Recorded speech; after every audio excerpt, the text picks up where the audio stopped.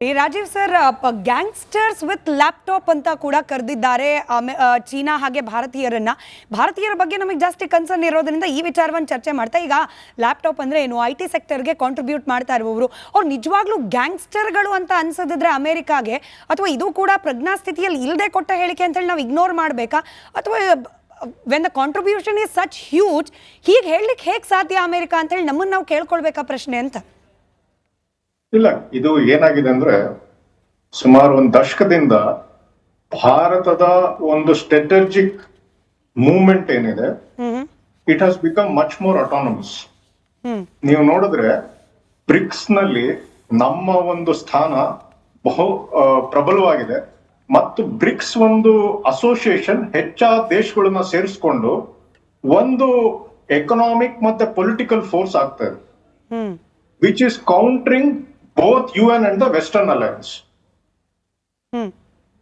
Second, US ನವ್ರು ಏನೇ ಒಂದು ಸ್ಯಾಂಕ್ಷನ್ಸ್ ಹಾಕಿದ್ರು ನಮ್ಮ ಮೇಲೆ 50% ಆಗಿರ್ಬೋದು, ಅಥವಾ ನೀವು ಈ ಕಡೆಯಿಂದ ತೈಲ ತಗೋಬೇಡಿ ಆ ಕಡೆಯಿಂದ ತೈಲ ತಗೋಬೇಡಿ ಅಂತ ಏನೇ ಒಂದು ಸ್ಯಾಂಕ್ಷನ್ ಹಾಕಿದ್ರು, ಅಥವಾ S-400 ತಗೋಬೇಡಿ ಅಂತ ಏನೇ ಒಂದು ಅವರು ಇನ್ಸ್ಟ್ರಕ್ಷನ್ ಕೊಟ್ರು, ಆ ಯಾವುದೇ ಇನ್ಸ್ಟ್ರಕ್ಷನ್ ನ ಭಾರತ ಒಪ್ಪಿಲ್ಲ. ಸೊ ಹೋದ 10 ವರ್ಷಗಳಿಂದ ಭಾರತ US ಇನ instructions whether covert or overt nature ಇನ ಇನ್ಸ್ಟ್ರಕ್ಷನ್ಸ್ ನ ಒಪ್ಪಿಲ್ಲ.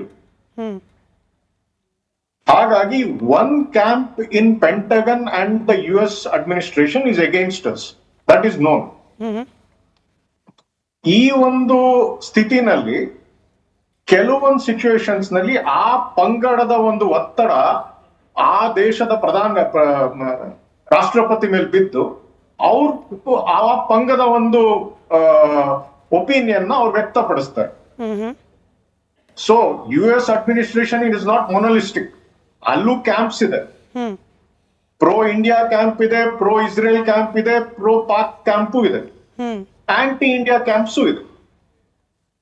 ಸೊ ಆ ಕ್ಯಾಂಪಿನ ಒತ್ತಡ ಯಾವಾಗ ಹೆಚ್ಚಾಗುತ್ತೋ ಆ ಒತ್ತಡ ತಡಿಬೇಕು ಅಂತ ರಾಷ್ಟ್ರಪತಿಗಳು ಒಂದಷ್ಟು ಸ್ಟೇಟ್ಮೆಂಟ್ಸ್ ಕೊಡ್ತಾರೆ. ನಾವು ಆ ಸ್ಟೇಟ್ಮೆಂಟ್ ಅಷ್ಟೊಂದು we should not react emotionally and diplomatically. ಅವರು ಕೆಲವು ಗಂಟೆಗಳಲ್ಲಿ ಯೂ ಟರ್ನ್ ತಗೊಂಡಿದ್ದಾರೆ ಅಂದ್ರೆ that shows the strength of India. Instead of responding, we have made him take a U-turn. That's a bigger strength that we have shown. So ನೀವು diplomatically ಹೇಳ್ತಿದ್ರಿ sir, what about politically? ಯಾಕಂದ್ರೆ politically ಬಹಳ ಚರ್ಚೆ ಆಗ್ತಾ ಇದೆ, ಅದಕ್ಕೇನೆ ಇವತ್ತಿನ ಬಂದೆ sir. ಅದಕ್ಕೆ ಇವತ್ತಿನ ಚರ್ಚೆಯಲ್ಲಿ ನಾವು 2 ರಾಜಕೀಯ ಪಕ್ಷದವರನ್ನು ಕೂಡ ಇನ್ಕ್ಲೂಡ್ ಮಾಡ್ಕೊಂಡಿದೀವಿ. ಪೊಲಿಟಿಕಲಿ ಇದು ಒಂದು ಭಾರತೀಯನಾಗಿ ಹೇಳಬೇಕು ಅಂದ್ರೆ ಅವ್ರು ಕೊಟ್ಟಿರೋ ಸ್ಟೇಟ್ಮೆಂಟ್ ನನಗೆ ಬಹಳ ಸಂತೋಷ ಆಗಿದೆ. ಯಾಕೆಂದ್ರೆ ಈ ಸ್ಟೇಟ್ಮೆಂಟ್ ಇಂದ ಭಾರತದ ಒಂದು ಪಾಪ್ಯುಲೇಷನ್ ಏನಿದೆ which was western leaning, they have now coming to terms with the realistic American thinking. So ಇಷ್ಟು ದಿನ ಏನು ಬಹಿರಂಗವಾಗಿ ಹೇಳದೆ ಒಳಗಡೆ ಒಳ ಮನಸ್ಸಿನಲ್ಲಿತ್ತೋ ಅದನ್ನ ಟ್ರಂಪ್ ಅವ್ರು ಬಹಿರಂಗವಾಗಿ ವ್ಯಕ್ತಪಡಿಸ್ತಾ ಇದ್ದಾರೆ. ಸೊ ನಾವು ಬ್ರಿಕ್ಸ್ ನ ಗಟ್ಟಿ ಮಾಡಿಕೊಂಡು ಬ್ರಿಕ್ಸ್ ಇನ್ ಅಸೋಸಿಯೇಷನ್ ನ ಗಟ್ಟಿ ಮಾಡಿ ನಮಗ್ ಸ್ನೇಹಿತರಾಗಿರೋ ರಷ್ಯಾ ಅಥವಾ ಇತರೆ ಸೌತ್ ಆಫ್ರಿಕಾ ಆಗ್ಲಿ ಈ ತರ ದೇಶಗಳ ಜೊತೆ ನಾವು ಅಲೈನ್ಮೆಂಟ್ ಬೆಳೆಸಿ ಒಂದು ಮಲ್ಟಿ ಅಸೋಸಿಯೇಷನ್ ಅಲೈನ್ಮೆಂಟ್ ಮಾಡ್ಕೊಂಡ್ರೆ ನಮ್ಮ ದೇಶದ ಹಿತಾಸಕ್ತಿಗೆ ಅದು ಒಳ್ಳೇದು. ನಿಜ ಸರ್, ನೀವು ಜಿಯೋ ಪೊಲಿಟಿಕಲ್ ಲೆವೆಲ್ ಹೇಳ್ತಿದ್ರಿ. ನಾನು ಚಂಬಿ ಸರ್ಗೆ, ಸ್ವಾತಿ ಅವರೇ, ಇನ್ನೊಂದು ಪ್ರಶ್ನೆ ಅವ್ರನ್ನ ಕೇಳ್ಕೊಂಡು ನಿಮ್ಮ ಹತ್ರ ಬರ್ತೀನಿ. ನಿಮ್ಮ sir Rajeev sir, gangsters with laptop ಅಂತ ಕೂಡ ಕರೆದಿದ್ದಾರೆ ಚೀನಾ ಹಾಗೆ ಭಾರತೀಯರ ಬಗ್ಗೆ ನಮಗೆ ಜಾಸ್ತಿ ಕನ್ಸರ್ನ್ ಇರೋದ್ರಿಂದ ಈ ವಿಚಾರವನ್ನು ಚರ್ಚೆ ಮಾಡ್ತಾ ಈಗ ಲ್ಯಾಪ್ಟಾಪ್ ಅಂದ್ರೆ ಏನು, ಐ ಟಿ ಸೆಕ್ಟರ್ಗೆ ಕಾಂಟ್ರಿಬ್ಯೂಟ್ ಮಾಡ್ತಾ ಇರುವವರು ಅವ್ರು ನಿಜವಾಗ್ಲೂ ಗ್ಯಾಂಗ್ಸ್ಟರ್ಗಳು ಅಂತ ಅನ್ಸದಿದ್ರೆ ಅಮೆರಿಕಾಗೆ, ಅಥವಾ ಇದು ಕೂಡ ಪ್ರಜ್ಞಾಸ್ಥಿತಿಯಲ್ಲಿ ಇಲ್ಲದೆ ಕೊಟ್ಟ ಹೇಳಿಕೆ ಅಂತ ಹೇಳಿ ನಾವು ಇಗ್ನೋರ್ ಮಾಡಬೇಕಾ, ಅಥವಾ when the contribution is such huge ಹೀಗೆ ಹೇಳಲಿಕ್ಕೆ ಹೇಗೆ ಸಾಧ್ಯ ಅಮೆರಿಕ ಅಂತ ಹೇಳಿ ನಮ್ಮನ್ನು ನಾವು ಕೇಳ್ಕೊಳ್ಬೇಕಾ ಪ್ರಶ್ನೆ ಅಂತ. ಇಲ್ಲ, ಇದು ಏನಾಗಿದೆ ಅಂದ್ರೆ ಸುಮಾರು ಒಂದು ದಶಕದಿಂದ ಭಾರತದ ಒಂದು ಸ್ಟ್ರಾಟಜಿಕ್ ಮೂವ್ಮೆಂಟ್ ಏನಿದೆ, it has become much more autonomous. ನೀವು ನೋಡಿದ್ರೆ ಬ್ರಿಕ್ಸ್ ನಲ್ಲಿ ನಮ್ಮ ಒಂದು ಸ್ಥಾನ ಬಹು ಪ್ರಬಲವಾಗಿದೆ ಮತ್ತು ಬ್ರಿಕ್ಸ್ ಒಂದು ಅಸೋಸಿಯೇಷನ್ ಹೆಚ್ಚಾದ ದೇಶಗಳನ್ನ ಸೇರಿಸ್ಕೊಂಡು ಒಂದು ಎಕನಾಮಿಕ್ ಮತ್ತೆ ಪೊಲಿಟಿಕಲ್ ಫೋರ್ಸ್ ಆಗ್ತಾ ಇದೆ, which is countering both UN and the Western Alliance. Second, US ನವ್ರು ಏನೇ ಒಂದು ಸ್ಯಾಂಕ್ಷನ್ಸ್ ಹಾಕಿದ್ರು ನಮ್ಮ ಮೇಲೆ 50% ಆಗಿರ್ಬೋದು, ಅಥವಾ ನೀವು ಈ ಕಡೆಯಿಂದ ತೈಲ ತಗೋಬೇಡಿ, ಆ ಕಡೆಯಿಂದ ತೈಲ ತಗೋಬೇಡಿ ಅಂತ ಏನೇ ಒಂದು ಸ್ಯಾಂಕ್ಷನ್ ಹಾಕಿದ್ರು, ಅಥವಾ S-400 ತಗೋಬೇಡಿ ಅಂತ ಏನೇ ಒಂದು ಅವರು ಇನ್ಸ್ಟ್ರಕ್ಷನ್ ಕೊಟ್ರು, ಆ ಯಾವುದೇ ಇನ್ಸ್ಟ್ರಕ್ಷನ್ ನ ಭಾರತ ಒಪ್ಪಿಲ್ಲ.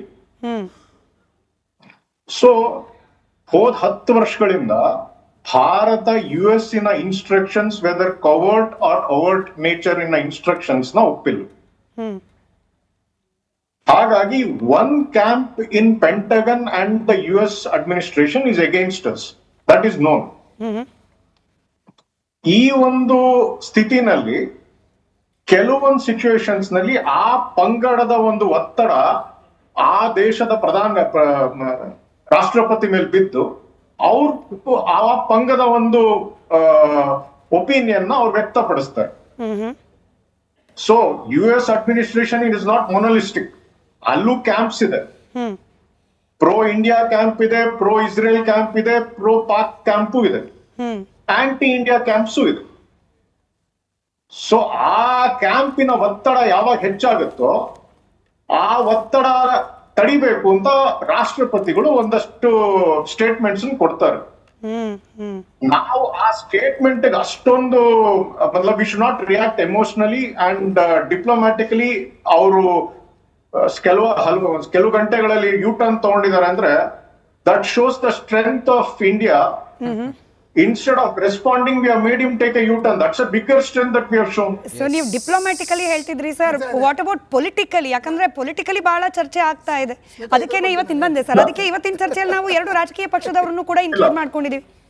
ಪೊಲಿಟಿಕಲಿ ಇದು ಒಂದು ಭಾರತೀಯನಾಗಿ ಹೇಳಬೇಕು ಅಂದ್ರೆ ಅವ್ರು ಕೊಟ್ಟರ ಸ್ಟೇಟ್ಮೆಂಟ್ ನನಗೆ ಬಹಳ ಸಂತೋಷ ಆಗಿದೆ. ಯಾಕೆಂದ್ರೆ ಈ ಸ್ಟೇಟ್ಮೆಂಟ್ ಇಂದ ಭಾರತದ ಒಂದು ಪಾಪ್ಯುಲೇಷನ್ ಏನಿದೆ which was western leaning, they have now coming to terms with the realistic American thinking. So ಇಷ್ಟು ದಿನ ಏನು ಬಹಿರಂಗವಾಗಿ ಹೇಳದೆ ಒಳಗಡೆ ಒಳ ಮನಸ್ಸಿನಲ್ಲಿತ್ತೋ ಅದನ್ನ ಟ್ರಂಪ್ ಅವ್ರು ಬಹಿರಂಗವಾಗಿ ವ್ಯಕ್ತಪಡಿಸ್ತಾ ಇದ್ದಾರೆ. ಸೊ ನಾವು ಬ್ರಿಕ್ಸ್ ನ ಗಟ್ಟಿ ಮಾಡಿಕೊಂಡು, ಬ್ರಿಕ್ಸ್ ಇನ್ ಅಸೋಸಿಯೇಷನ್ ನ ಗಟ್ಟಿ ಮಾಡಿ, ನಮಗ್ ಸ್ನೇಹಿತರಾಗಿರೋ ರಷ್ಯಾ ಅಥವಾ ಇತರೆ ಸೌತ್ ಆಫ್ರಿಕಾ ಆಗ್ಲಿ ಈ ತರ ದೇಶಗಳ ಜೊತೆ ನಾವು ಅಲೈನ್ಮೆಂಟ್ ಬೆಳೆಸಿ ಒಂದು ಮಲ್ಟಿ ಅಸೋಸಿಯೇಷನ್ ಅಲೈನ್ಮೆಂಟ್ ಮಾಡ್ಕೊಂಡ್ರೆ ನಮ್ಮ ದೇಶದ ಹಿತಾಸಕ್ತಿಗೆ ಅದು ಒಳ್ಳೇದು. ನಿಜ ಸರ್. ನೀವು ಜಿಯೋ ಪೊಲಿಟಿಕಲ್ ಲೆವೆಲ್ ಹೇಳ್ತಿದ್ರಿ. ನಾನು ಜಂಬಿ ಸರ್ಗೆ, ಸ್ವಾತಿ ಅವರೇ, ಇನ್ನೊಂದು ಪ್ರಶ್ನೆ ಅವ್ರನ್ನ ಕೇಳ್ಕೊಂಡು ನಿಮ್ಮ ಹತ್ರ ಬರ್ತೀನಿ. ನಿಮ್ಮ sir Rajeev sir, gangsters with laptop ಅಂತ ಕೂಡ ಕರೆದಿದ್ದಾರೆ ಚೀನಾ ಹಾಗೆ ಭಾರತೀಯರ ಬಗ್ಗೆ ನಮಗೆ ಜಾಸ್ತಿ ಕನ್ಸರ್ನ್ ಇರೋದ್ರಿಂದ ಈ ವಿಚಾರವನ್ನು ಚರ್ಚೆ ಮಾಡ್ತಾ, ಈಗ ಲ್ಯಾಪ್ಟಾಪ್ ಅಂದ್ರೆ ಏನು, IT ಸೆಕ್ಟರ್ಗೆ ಕಾಂಟ್ರಿಬ್ಯೂಟ್ ಮಾಡ್ತಾ ಇರುವವರು ಅವ್ರು ನಿಜವಾಗ್ಲೂ ಗ್ಯಾಂಗ್ಸ್ಟರ್ಗಳು ಅಂತ ಅನ್ಸದಿದ್ರೆ ಅಮೆರಿಕಾಗೆ, ಅಥವಾ ಇದು ಕೂಡ ಪ್ರಜ್ಞಾಸ್ಥಿತಿಯಲ್ಲಿ ಇಲ್ಲದೆ ಕೊಟ್ಟ ಹೇಳಿಕೆ ಅಂತೇಳಿ ನಾವು ಇಗ್ನೋರ್ ಮಾಡಬೇಕಾ, ಅಥವಾ when the contribution is such huge, ಹೀಗೆ ಹೇಳಲಿಕ್ಕೆ ಹೇಗೆ ಸಾಧ್ಯ ಅಮೆರಿಕ ಅಂತ ಹೇಳಿ ನಮ್ಮನ್ನ ನಾವು ಕೇಳ್ಕೊಳ್ಬೇಕಾ ಪ್ರಶ್ನೆ ಅಂತ? ಇಲ್ಲ, ಇದು ಏನಾಗಿದೆ ಅಂದ್ರೆ ಸುಮಾರು ಒಂದು ದಶಕದಿಂದ ಭಾರತದ ಒಂದು ಸ್ಟ್ರಾಟಜಿಕ್ ಮೂವ್ಮೆಂಟ್ ಏನಿದೆ, it has become much more autonomous. ನೀವು ನೋಡಿದ್ರೆ ಬ್ರಿಕ್ಸ್ ನಲ್ಲಿ ನಮ್ಮ ಒಂದು ಸ್ಥಾನ ಬಹು ಪ್ರಬಲವಾಗಿದೆ, ಮತ್ತು ಬ್ರಿಕ್ಸ್ ಒಂದು ಅಸೋಸಿಯೇಷನ್ ಹೆಚ್ಚಾದ ದೇಶಗಳನ್ನ ಸೇರಿಸ್ಕೊಂಡು ಒಂದು ಎಕನಾಮಿಕ್ ಮತ್ತೆ ಪೊಲಿಟಿಕಲ್ ಫೋರ್ಸ್ ಆಗ್ತಾ ಇದೆ, which is countering both UN and the western alliance. Second, US ನವ್ರು ಏನೇ ಒಂದು ಸ್ಯಾಂಕ್ಷನ್ಸ್ ಹಾಕಿದ್ರು ನಮ್ಮ ಮೇಲೆ 50% ಆಗಿರ್ಬೋದು, ಅಥವಾ ನೀವು ಈ ಕಡೆಯಿಂದ ತೈಲ ತಗೋಬೇಡಿ, ಆ ಕಡೆಯಿಂದ ತೈಲ ತಗೋಬೇಡಿ ಅಂತ ಏನೇ ಒಂದು ಸ್ಯಾಂಕ್ಷನ್ ಹಾಕಿದ್ರು, ಅಥವಾ S-400 ತಗೋಬೇಡಿ ಅಂತ ಏನೇ ಒಂದು ಅವರು ಇನ್ಸ್ಟ್ರಕ್ಷನ್ ಕೊಟ್ರು, ಆ ಯಾವುದೇ ಇನ್ಸ್ಟ್ರಕ್ಷನ್ ನ ಭಾರತ ಒಪ್ಪಿಲ್ಲ. ಸೊ ಹೋದ್ 10 ವರ್ಷಗಳಿಂದ ಭಾರತ US ಇನ instructions, whether covert or overt nature ಇನ ಇನ್ಸ್ಟ್ರಕ್ಷನ್ಸ್ ನ ಒಪ್ಪಿಲ್ಲ. ಹಾಗಾಗಿ one camp in Pentagon and the US administration is against us, that is non.